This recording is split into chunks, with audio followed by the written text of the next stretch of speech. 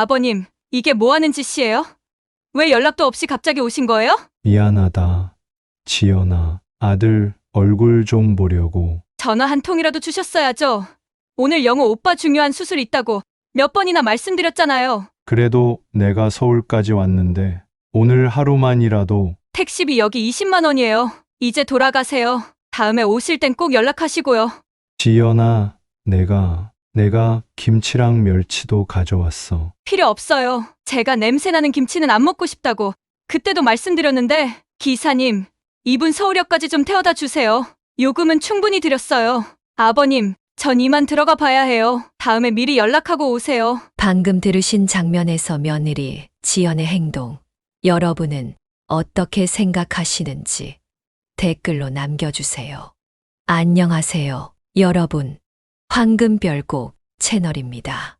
시작하기 전 구독과 좋아요는 무료입니다. 구독하시면 매주 새로운 감동 사연을 가장 먼저 만나보실 수 있습니다. 지금부터 박만수 어르신의 사연을 시작하겠습니다. 안녕하세요. 박만수입니다. 올해 77세, 평생을 부산에서 버스기사로 일하며 가족을 먹여 살린 평범한 노인입니다. 이런 글을 쓰는 게 처음이라 서툴지만 제 이야기가 비슷한 상황에 계신 분들께 조금이나마 위로가 되길 바라는 마음으로 용기를 내봅니다. 저는 25세 결혼해 아들 하나를 두었습니다.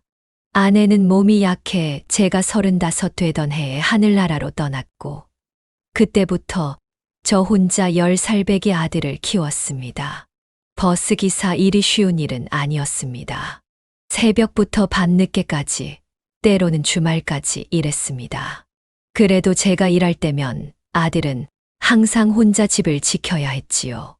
밥도 차려 먹고 빨래도 하고 학교 숙제도 스스로 해야 했습니다. 가끔은 그런 아들이 안쓰러워 눈물이 날 때도 있었지만 어쩔 수 없었습니다. 살아야 했으니까요. 우리 아들 영호는 그런 환경에서도 참 착실하게 자랐습니다. 공부도 잘했고 효도도 잘했습니다. 중학교 들어갈 무렵부터는 아침에 제가 출근하기 전에 일어나 밥을 차려놓기도 했습니다.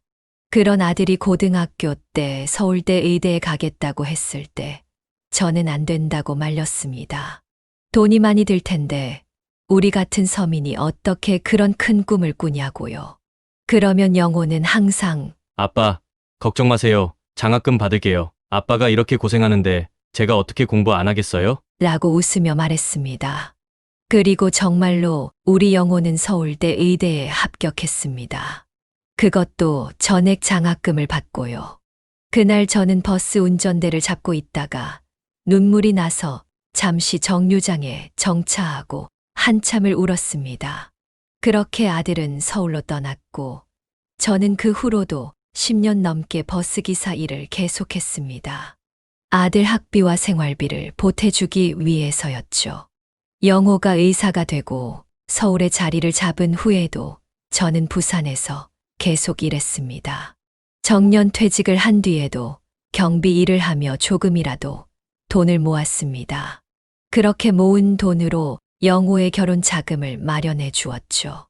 아들이 좋은 신부감을 만나 결혼할 때가 제 인생에서 가장 행복한 순간이었습니다. 영호의 아내 지연 씨는 처음 만났을 때 참 밝고 예쁜 모습이었습니다.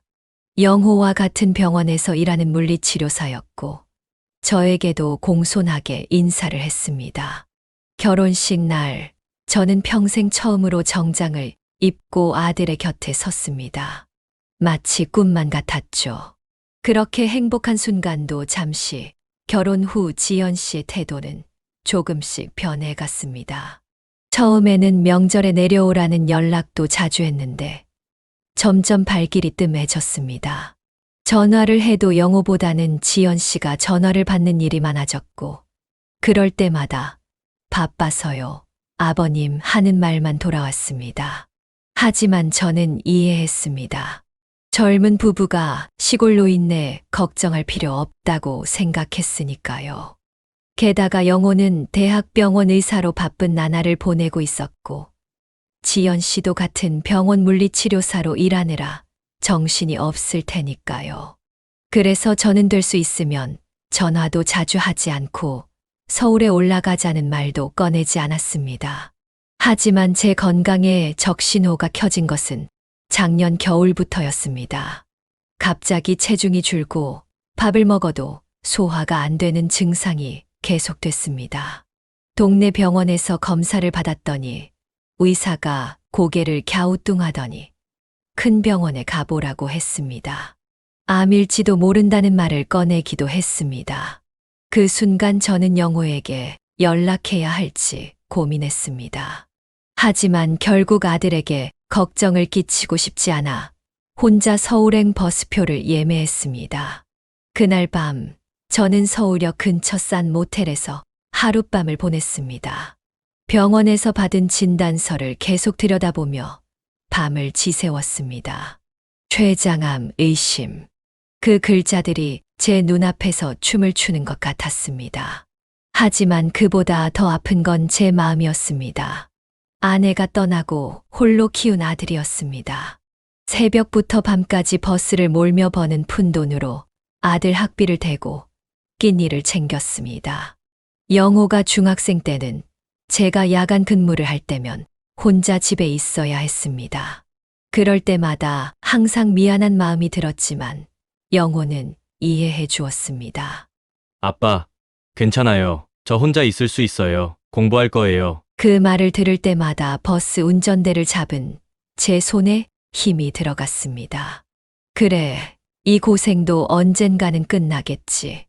우리 영호가 잘 되면 그걸로 됐다. 영호는 정말 열심히 공부했습니다. 고등학교 3학년 때는 밤늦게까지 책상에 앉아 있었습니다. 가끔 제가 피곤해서 일찍 자고 있으면 새벽에 깨어보면 아직도 공부하고 있었습니다. 그런 노력 끝에 영호는 서울대 의대에 합격했고, 저는 평생 처음으로 술에 취해 집에 돌아왔습니다. 기쁨의 눈물을 흘리며 말입니다. 제가 이렇게 된 건 다 아버지 덕분이에요. 이제 제가 아버지 편히 모실게요. 그때 영호의 말이 아직도 제 귀에 생생합니다. 그 말을 믿고 저는 마지막 힘을 다해 영호의 대학 생활을 뒷바라지했습니다. 일반 기사들보다 2배로 일하며 서울로 월급을 붙였습니다. 영호의 자취방 월세도 제가 냈고 생활비도 보탰습니다. 모텔 창문으로 서울의 밤거리를 내다보며 그 지난 시간들이 주마등처럼 지나갔습니다. 그리고 문득 휴대전화가 울렸습니다. 화면을 보니 영호였습니다. 저는 놀라서 전화를 받았습니다. 아버지, 어디에요? 지연이가 아버지가 오셨다 가셨다는데 진짜예요? 영호의 목소리는 조금 상기된 것 같았습니다. 저는 아들에게 걱정을 끼치고 싶지 않아 태연한 척했습니다. 아, 그냥 서울에 볼 일이 있어서 왔다가 너희 바쁜 것 같아서 그냥 가려고 했는데. 왜 저한테 연락 안 하셨어요? 지연이가 택시비 드리고 보냈다는데. 영호의 목소리가 점점 커졌습니다. 말소리 뒤로 지연의 항변하는 소리도 들렸습니다. 아이고, 그게 아니다. 내가 갑자기 연락도 없이 가서 그런 거지. 지연이는 잘못 없다. 저는 서둘러 며느리를 감쌌습니다. 가족 사이에 금이 가는 것보다는 제가 참는 게 나았으니까요. 하지만 영호는 쉽게 넘어가지 않았습니다. 아버지, 진짜 괜찮으세요? 무슨 일 있으신 거 아니에요? 갑자기 서울에 왜 오셨어요? 그 순간 저는 제 병원 진단서를 바라보았습니다. 말해야 할까, 말아야 할까. 저는 결국 아들에게 진실을 말하지 못했습니다. 괜찮다, 영호야. 그냥 너 보러 온 거다. 걱정 말고. 전화기 너머로 아들의 한숨 소리가 들렸습니다. 아마도 제 말을 믿지 않는 것 같았습니다. 하지만 그가 더 이상 묻지 않아 다행이었습니다. 내일 아침 첫 기차로 내려갈 거니까 걱정 말고. 아버지, 그러지 마시고 내일 우리 집에 오세요. 제가 데리러 갈게요. 아니다, 영호야. 너 바쁜데 괜히 시간 뺏지 말자. 난 그냥 내려갈게. 아버지, 제발요. 지금 어디 계신데요? 결국 저는 모텔 주소를 알려줬고, 영호는 내일 아침 일찍 오겠다고 했습니다. 전화를 끊고 나니 갑자기 피로가 몰려왔습니다. 그동안 얼마나 긴장하고 있었는지 몰랐습니다. 침대에 누워 잠시 눈을 감았는데 그대로 잠이 들었습니다. 다음 날 아침 누군가 문을 두드리는 소리에 눈을 떴습니다.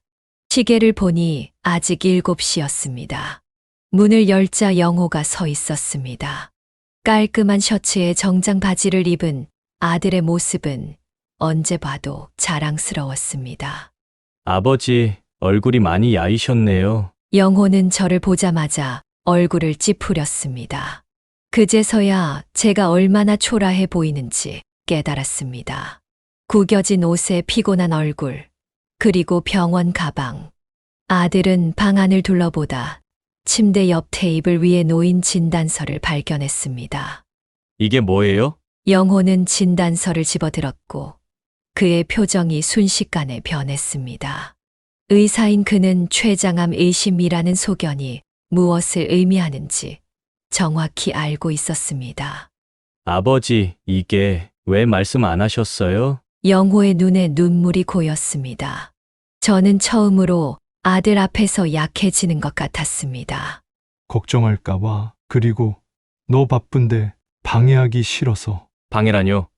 아버지, 이게 무슨 말씀이세요? 어떻게 이런 일을 혼자 감당하려고 하셨어요? 영호는 진단서를 들고 한동안 말을 잇지 못했습니다. 그리고는 깊은 한숨을 내쉬었습니다. 가방 챙기세요. 지금 당장 우리 병원으로 가야겠어요. 저는 망설였습니다. 지연이 생각하면 영호 집에 가는 것도 부담스러웠습니다. 아니다, 영호야. 부산으로 내려가서 검사 받을게. 말도 안 돼요. 제가 있는 병원에서 받아야 정확한 검사를 빨리 받을 수 있어요. 이건 시간 다툼이에요. 아버지! 의사인 아들의 말에 저는 더 이상 거절할 수 없었습니다. 짐을 챙겨 영호의 차에 올랐습니다. 차 안에서 영호는 계속 전화를 걸었습니다. 병원 동료들에게 전화해 긴급 검사 일정을 잡고 있었습니다. 교수님. 네, 제 아버지신데요. 췌장암 의심 소견으로 오늘 검사 좀 부탁드립니다. 영호의 목소리는 전문적이고 침착했지만 손은 미세하게 떨리고 있었습니다. 그 모습을 보니 갑자기 죄책감이 밀려왔습니다. 아들에게 이런 걱정을 끼치게 되어 미안했습니다. 병원에 도착하자 영호는 저를 직접 검사실로 안내했습니다. 의사인 아들 덕분에 모든 절차가 신속하게 진행되었습니다. 각종 검사를 받는 동안 영호는 제 곁을 한시도 떠나지 않았습니다. 심지어 회진과 상담도 다른 의사에게 부탁했다고 합니다. 오후가 되자 영호는 저를 자신의 진료실로 데려갔습니다. 그곳에는 병원장으로 보이는 노 교수와 다른 의사 한 명이 기다리고 있었습니다. 아버님, 결과가 나왔습니다. 노 교수가 정중하게 말했습니다. 저는 영호의 표정을 살폈지만 그의 얼굴은 굳어 있어 아무것도 읽을 수 없었습니다. 제 가슴이 쿵쾅거리기 시작했습니다. 이것이 제 인생의 마지막 순간이 될까요? 그동안 살아온 77년의 세월이 주마등처럼 스쳐 지나갔습니다. 다행히 암은 아니십니다. 노 교수의 말에 제 온몸에서 힘이 빠졌습니다. 영호의 얼굴에도 안도의 미소가 번졌습니다. 만성 췌장염입니다. 물론 가볍게 볼 질환은 아닙니다만 암보다는 치료 가능성이 훨씬 높습니다. 식이요법과 약물 치료로 충분히 관리할 수 있습니다. 영호는 저의 손을 꼭 잡았습니다. 그의 손이 따뜻했습니다. 지금부터는 제가 아버지 건강을 책임질게요. 아버지, 이제 부산에 혼자 살게 두지 않겠습니다. 저는 깜짝 놀랐습니다. 영호가 무슨 말을 하는 건지 알 수 없었습니다. 무슨 소리냐? 난 부산이 좋다. 내 친구들도 다 거기 있고. 아버지, 이제 건강이 제일 중요해요. 서울에서 제가 직접 아버지 상태를 살펴드려야 해요. 오늘부터 우리 집에서 사세요. 영호의 말에 제 마음은 복잡했습니다. 한편으로는 기뻤지만 다른 한편으로는 걱정이 되었습니다. 지연이 생각하면 영호의 제안을 받아들이기 어려웠습니다. 영호야, 그래도 지연이한테 먼저 물어봐야. 이미 아침에 전화했어요. 지연이도 동의했습니다. 영호의 단호한 말투에서 무언가 이상한 것을 느꼈습니다. 그 말투는 마치 이미 결정된 일을 통보하는 것 같았습니다. 노 교수와 다른 의사가 나간 후 영호는 한숨을 내쉬었습니다. 사실 어젯밤 지연이랑 크게 싸웠어요. 뭐라고? 왜? 아버지가 어제 오셨던 일 때문에요. 지연이가 택시비 주고 보낸 거 그게 말이 안 된다고 했죠. 제 가슴이 아팠습니다. 제가 아들 부부 사이에 금이 가게 만들었다니. 아이고, 그런 거로 싸우면 어떡하냐. 내가 잘못했다. 연락도 없이 갑자기 가서. 아버지, 제발 그만하세요. 아버지가 잘못한 게 뭐가 있어요? 지연이가 잘못했어요. 어떻게 그렇게 차갑게 대할 수 있는지 정말 이해가 안 돼요. 영호의 얼굴에 분노가 번졌습니다. 저는 서둘러 말을 돌렸습니다. 그래도 내가 갑자기 가서 아마 당황했을 거야. 게다가 너도 말했듯이 바쁜 날이었고. 아버지, 그게 중요한 게 아니에요. 사람이 어떻게 그렇게 냉정할 수 있는지. 아버지가 가져오신 김치를 냄새난다고 거절하다니. 저는 놀랐습니다. 지연이 그런 말을 했다는 사실을 영호가 알고 있다니. 아마 제가 타고 간 택시 기사가 영호에게 말했을지도 모르겠습니다. 아버지, 이제 걱정 마세요. 제가 다 해결할게요. 지금은 아버지 건강이 가장 중요해요. 영호는 진료실을 나서며 전화를 걸었습니다. 아마 지연에게 전화하는 것 같았습니다. 저는 의자에 앉아 생각에 잠겼습니다. 과연 영호 집에 가는 것이 맞을까요? 지연이 정말 괜찮을까요? 제가 그 집에 가면 아들 부부 사이가 더 안 좋아지지는 않을까요? 그런 생각을 하고 있는데 영호가 다시 들어왔습니다. 그의 표정이 좋지 않았습니다.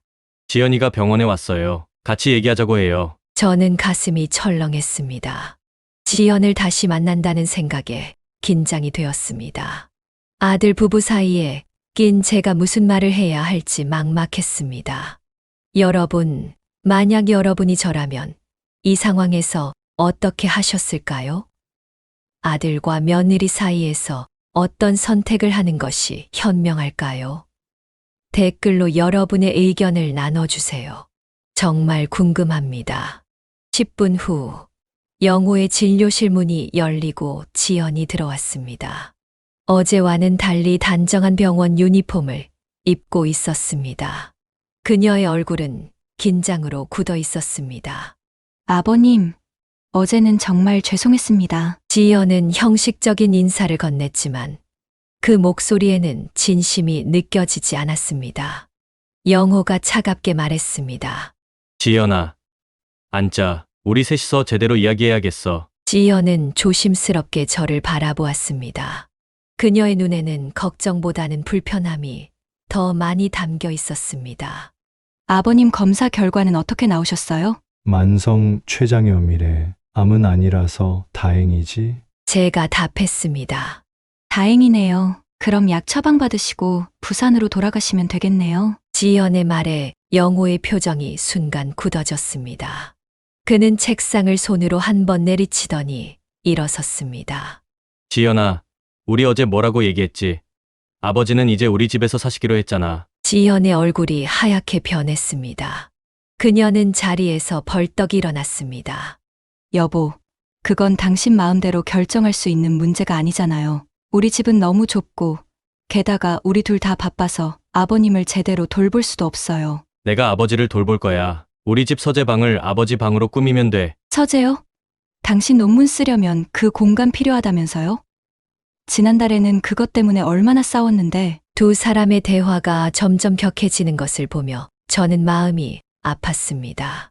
제가 아들 부부 사이를 망치고 있다는 생각에 가슴이 찢어질 것 같았습니다. 됐다. 영호야, 난 그냥 부산으로 내려갈게. 여기서 처방만 받으면 되니까. 제 말에 영호가 단호하게 고개를 저었습니다. 안 됩니다. 아버지, 이제 혼자 계시면 안 돼요. 최장염은 식이요법이 중요해요. 누가 아버지 식사를 챙겨드리겠어요? 여보, 요양병원도 있잖아요. 거기가 오히려 전문적인 케어를 받으실 수 있어요. 지연의 말에 영호의 얼굴이 붉게 변했습니다. 그는 주먹을 꽉 쥐더니 참을 수 없다는 듯이 소리쳤습니다. 요양병원이라고? 우리 아버지를 요양병원에 보내자고? 내가 지금 무슨 말을 하는 거야? 지연도 물러서지 않았습니다. 현실적으로 생각해봐요. 우리 둘 다 아침 일찍 나가서 밤늦게 들어오는데 아버님을 어떻게 제대로 모실 수 있겠어요? 요양병원이 오히려 전문적인 관리를 받으실 수 있어요. 영호는 더 이상 참지 못하고 창문을 향해 돌아섰습니다. 그의 어깨가 떨리고 있었습니다. 잠시 후 그가 낮은 목소리로 말했습니다. 지연아, 내가 지금 무슨 말을 하는지 알아? 내가 어떻게 아버지를 요양병원에 보낼 수 있어? 아버지는 평생 나를 위해 살아오셨어. 버스기사로 새벽부터 밤까지. 영호의 목소리가 흔들렸습니다. 저는 더 이상 이 상황을 지켜볼 수 없었습니다. 그만들 해라. 제 목소리가 진료실에 울려 퍼졌습니다. 영호와 지연이 놀란 듯 저를 바라보았습니다. 내가 이렇게 문제를 만들려고 서울에 온 게 아니다. 난 그냥 검사 받고 내려갈 생각이었어. 저는 천천히 일어섰습니다. 제 손은 약간 떨리고 있었습니다. 아들 부부의 싸움을 지켜보는 것이 견딜 수 없었습니다. 영호야, 지연이 말이 맞다. 너희 집에 내가 있으면 불편할 거야. 지연이도 바쁜데 나까지 신경 쓰면 힘들 테고. 아버지, 그게 아니에요. 영호가 말을 막으려 했지만 저는 손을 들어 그를 멈춰 세웠습니다. 난 요양병원은 안 갈 거고 그냥 부산으로 돌아갈 거다. 내 친구들도 있고 내 집도 있잖아. 걱정 마라. 지연의 얼굴에 안도감이 스쳤습니다. 그러나 영호는 완강했습니다. 안 됩니다. 아버지, 적어도 치료가 안정될 때까지는 서울에 계셔야 해요. 제가 직접 아버지 상태를 체크해야. 그때 진료실 문이 갑자기 열렸습니다. 간호사가 급하게 들어왔습니다. 김 선생님, 응급 환자가 들어왔습니다. 바로 수술실로 가셔야 합니다. 영호는 당황한 듯 시계를 보았습니다. 그리고 아쉬운 표정으로 저를 바라보았습니다. 아버지, 죄송합니다. 잠시만 기다려주세요. 수술 끝나고 바로 올게요. 영호는 서둘러 진료실을 나갔습니다. 그리고 진료실에는 저와 지연만 남겨졌습니다. 답답한 침묵이 흘렀습니다. 아버님, 지연이 조심스럽게 입을 열었습니다. 그녀의 목소리는 전보다 부드러워졌습니다. 정말 죄송합니다. 어제 그런 식으로 대해드려서 제가 잘못했어요. 저는 그녀를 바라보았습니다. 지연의 눈에는 진심이 담겨 있는 것 같았습니다. 괜찮다. 지연아. 내가 갑자기 연락도 없이 가서 놀랐을 거야. 그래도 그렇게 대하면 안 됐어요. 영호 오빠가 어제 얼마나 화가 났는지 우리가 결혼한 이후로 그렇게 크게 싸운 적이 없었어요. 지연은 한숨을 내쉬었습니다. 그녀의 어깨가 축 늘어진 것이 보였습니다. 사실 제가 많이 지쳐 있었어요. 병원 일도 바쁘고 집안일도 혼자 다 하다 보니 그래도 그건 핑계가 안 되죠. 저는 지연의 말에 고개를 끄덕였습니다. 그녀의 삶도 쉽지 않았을 것입니다. 젊은 부부가 서울에서 살아가는 것이 얼마나 힘든지 저도 알고 있었습니다. 아버님, 솔직히 말씀드릴게요. 제가 오빠처럼 효심이 깊지 못해요. 부모님을 일찍 여의고 자라서 그런지 가족에 대한 책임감이 부족한 것 같아요. 지연의 눈에 눈물이 고였습니다. 처음 보는 그녀의 모습이었습니다. 어제 오빠가 저에게 한 말이 계속 머릿속에 맴돌아요. 내가 내 아버지를 이렇게 대하면 나중에 우리 아이들은 너를 어떻게 대할 것 같아? 저는 깜짝 놀랐습니다. 영호가 그런 말을 했다니. 지연은 주머니에서 휴지를 꺼내 눈물을 닦았습니다. 지연아, 너도 사정이 있었을 거야. 내가 이해한다. 저는 조심스럽게 지연의 어깨를 토닥였습니다. 처음 보는 며느리의 솔직한 모습에 마음이 열렸습니다. 아니에요, 아버님. 제가 잘못했어요. 사실은 제가 요즘 너무 불안했어요. 지연은 잠시 망설이더니 조용히 말을 이었습니다. 저희가 아이를 가지려고 노력 중이에요. 하지만 계속 실패하고 있어요. 오빠는 병원 일로 바쁘고 저는 혼자 스트레스 받고 있었어요. 그런데 아버님이 갑자기 오셔서 아이고, 그런 일이 있었구나. 저는 지연의 마음을 이해할 수 있었습니다. 젊은 부부에게 아이를 갖는 문제는 큰 스트레스일 테니까요. 그래도 그건 핑계가 안 돼요. 어제 택시비 들이면서 보낸 건 정말 최악이었어요. 돌이켜 생각해보면 너무 부끄러워요. 지연의 눈에서 진심이 느껴졌습니다. 그녀는 정말로 후회하고 있는 것 같았습니다. 괜찮다, 지연아. 그보다 너희 둘이 잘 지내는 게 더 중요하다. 내가 없어도 잘 살 수 있게. 아버님, 오빠가 아버님을 얼마나 사랑하는지 아세요? 어젯밤 오빠가 저에게 이런 말을 했어요. 아버지는 내 전부야. 아버지가 없었다면 내가 지금 여기 없었을 거야. 저는 가슴이 뭉클해졌습니다. 영호가 저를 그렇게 생각하고 있었다니. 아버님, 제가 진심으로 사과드립니다. 그리고 아버님이 우리 집에서 사셨으면 좋겠어요. 진심이에요. 지연의 말에 저는 깜짝 놀랐습니다. 갑자기 왜 마음이 바뀐 걸까요? 지연아, 내가 너희 생활에 방해될까봐 걱정돼. 특히 너희가 아이를 가지려고 하는데. 아니에요, 아버님. 오히려 아버님이 계시면 집이 더 따뜻해질 것 같아요. 그리고 저도 친부모님을 일찍 여의고 시설에서 자랐어요. 가족의 소중함을 잘 몰랐던 것 같아요. 지연의 말에 저는 처음 알게 된 사실이었습니다. 그녀가 시설에서 자랐다니. 갑자기 지연의 행동이 이해가 되기 시작했습니다. 오빠가 아버님을 모시고 싶어 하는 마음, 이제 이해할 것 같아요. 제가 경험해보지 못한 가족의 따뜻함이니까요. 지연은 잠시 침묵했다가 조심스럽게 제 손을 잡았습니다. 아버님, 우리 집에서 같이 살아요. 제가 아버님 식사도 챙겨드리고 약도 제때 드시게 할게요. 처음엔 서툴겠지만 배우면 되잖아요. 그녀의 눈에는 진심이 담겨 있었습니다. 저는 가슴이 따뜻해지는 것을 느꼈습니다. 이 순간 진료실 문이 열리고 영호가 들어왔습니다. 수술이 생각보다 빨리 끝났어요. 아버지, 지연아, 무슨 일 있었어? 영호는 우리 둘의 분위기가 달라진 것을 느꼈는지 의아한 표정을 지었습니다. 지연이 자리에서 일어나 영호에게 다가갔습니다. 오빠, 나 아버님께 사과했어. 그리고 아버님이 우리 집에서 사셨으면 좋겠어. 영호의 눈이 커졌습니다. 그는 믿을 수 없다는 듯 지연을 바라보았습니다.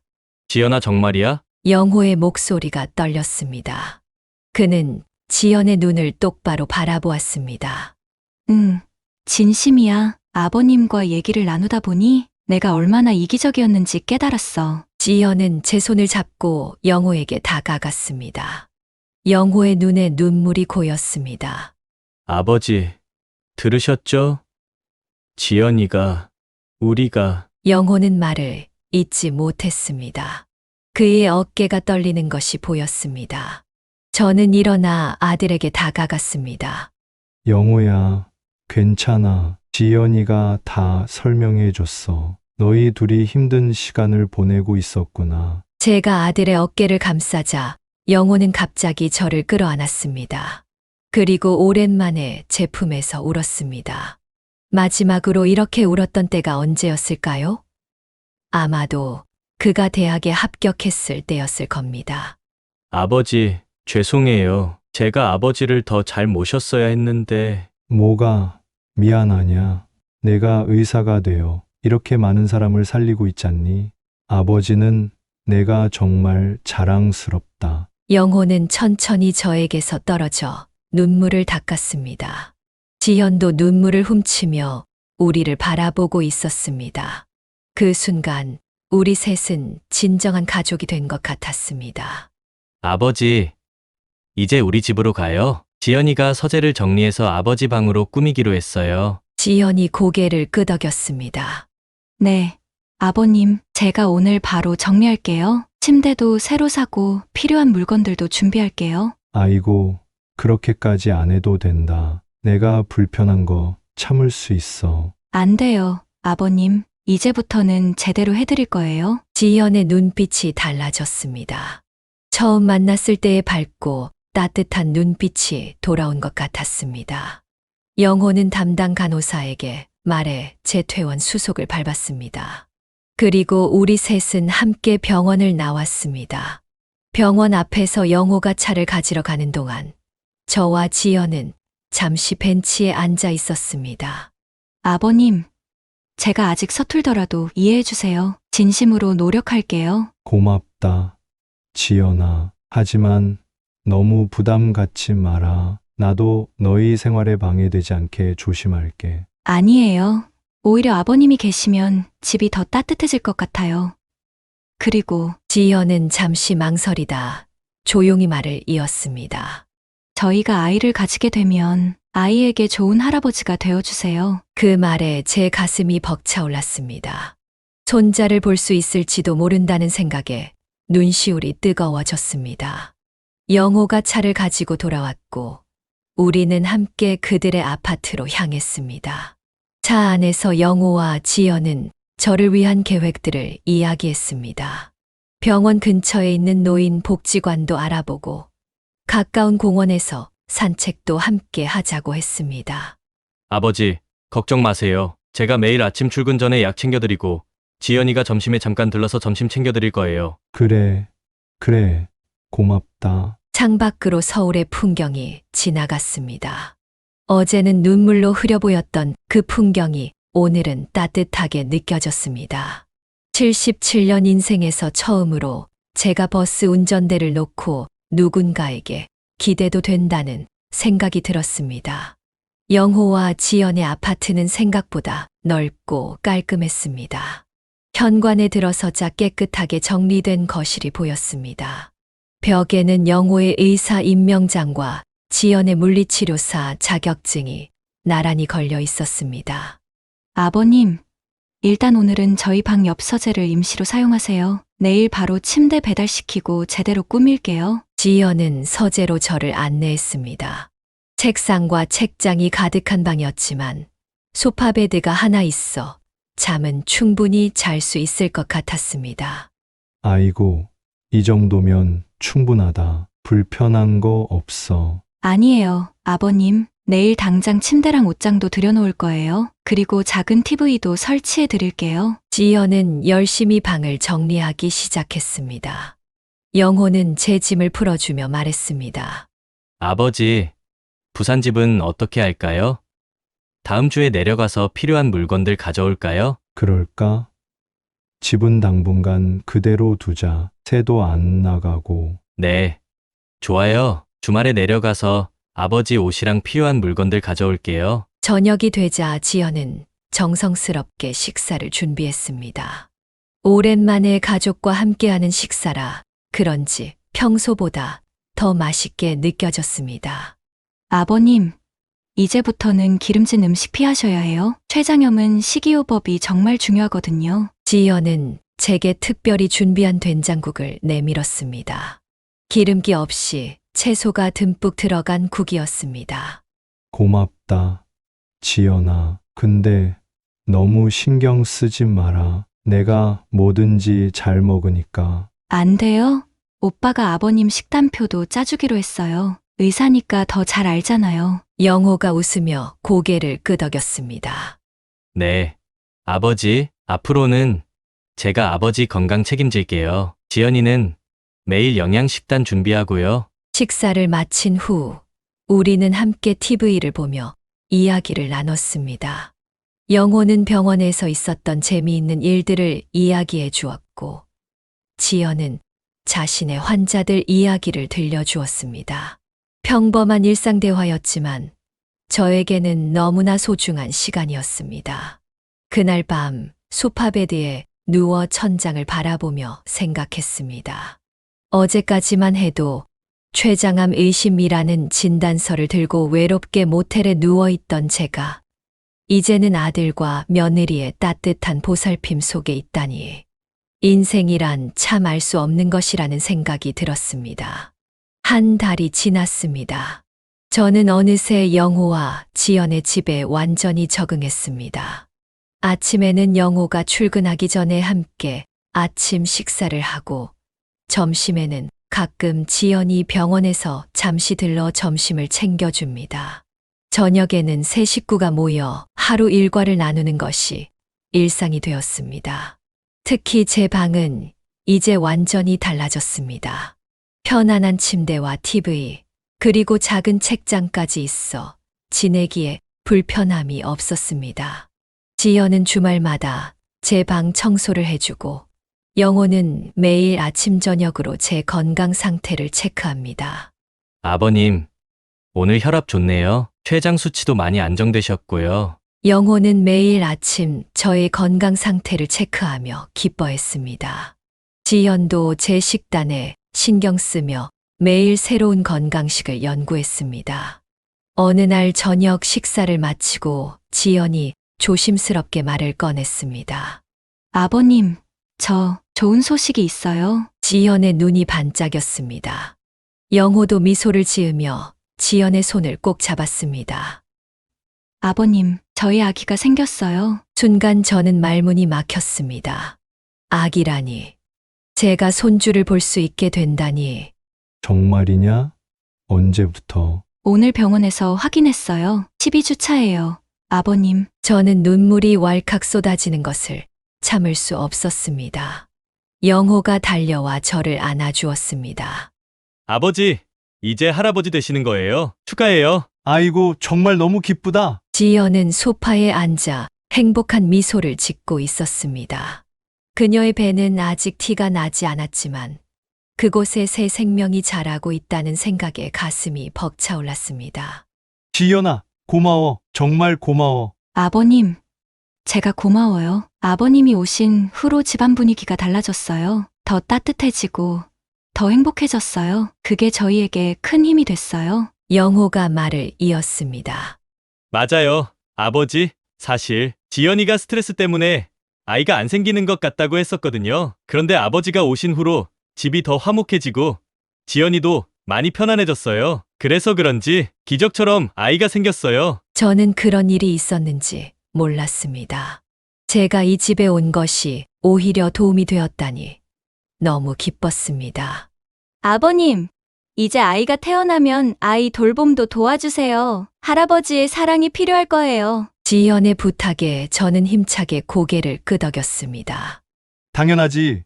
내가 손주 돌보는 거 자신 있어. 영호도 어렸을 때 혼자 키웠으니까. 우리 셋은 그날 밤 늦게까지 아이의 이름을 고민하고 아이 방을 어떻게 꾸밀지 이야기했습니다. 제 방 옆 작은 방을 아이 방으로 꾸미기로 했습니다. 영호는 벌써부터 아이 용품을 검색하며 신이 났습니다. 다음 날 아침, 저는 평소보다 일찍 일어나 부엌으로 향했습니다. 영호와 지연이 일어나기 전에 특별한 아침 식사를 준비하고 싶었습니다. 예전에 영호가 어렸을 때 좋아하던 미역국을 끓이기 시작했습니다. 영호가 잠에서 깨어 부엌으로 나왔을 때 그의 눈이 커졌습니다. 아버지, 이 냄새 미역국인가요? 제가 어릴 때 해주시던. 그래, 내가 좋아하던 거. 이제 우리 며느리도 미역국 많이 먹어야지. 지현도 부엌으로 나와 감동의 눈물을 흘렸습니다. 우리 셋은 따뜻한 미역국을 함께 나누며 아침을 시작했습니다. 그날 오후, 영호는 병원에서 특별히 휴가를 내고 우리 셋은 함께 아이 용품 쇼핑을 나갔습니다. 아기 침대, 옷, 장난감, 하나하나 고르는 과정이 너무 행복했습니다. 쇼핑을 마치고 돌아오는 길에 영호가 물었습니다. 아버지, 후회 안 하세요? 부산 떠나서 서울에서 우리랑 사는 거. 저는 미소 지으며 대답했습니다. 후회? 전혀. 오히려 내 인생에서 가장 행복한 결정이었어. 지연이 제 손을 꼭 잡았습니다. 아버님, 우리도 정말 행복해요. 아이가 태어나면 더 완벽한 가족이 될 거예요. 돌이켜보면 그날 병원에서 택시비를 받고 쫓겨났던 일이 제 인생을 바꿔놓았습니다. 그때의 아픔이 오히려 우리 가족을 더 단단하게 만들었으니까요. 가끔은 인생에서 가장 어두운 순간이 새로운 빛의 시작이 되기도 하는 것 같습니다. 이제 저는 77세의 나이에 새로운 삶을 시작했습니다.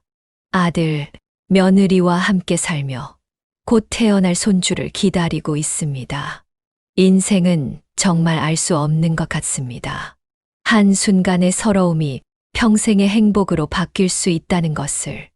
여러분, 박만수 어르신의 감동적인 이야기는 여기서 마무리됩니다. 어떠셨나요? 이 이야기를 통해 가족의 소중함, 그리고 용서와 화해의 아름다움을 느끼셨길 바랍니다. 이 이야기가 여러분께 의미가 있었다면 좋아요 한번 눌러주시면 감사하겠습니다. 여러분의 작은 응원이 더 많은 감동적인 이야기를 전할 수 있는 힘이 됩니다. 앞으로도 이런 감동적인 이야기, 인생을 바꿀 이야기 들려드릴게요. 알림 설정해 두시면 놓치지 않으실 겁니다. 무엇보다 여러분의 이야기도 궁금해요. 혹시 비슷한 경험이 있으셨나요? 또는 이 이야기를 듣고 어떤 생각이 드셨나요? 댓글로 남겨주시면 함께 나눠볼게요. 다음 이야기에서 또 만나요. 감사합니다.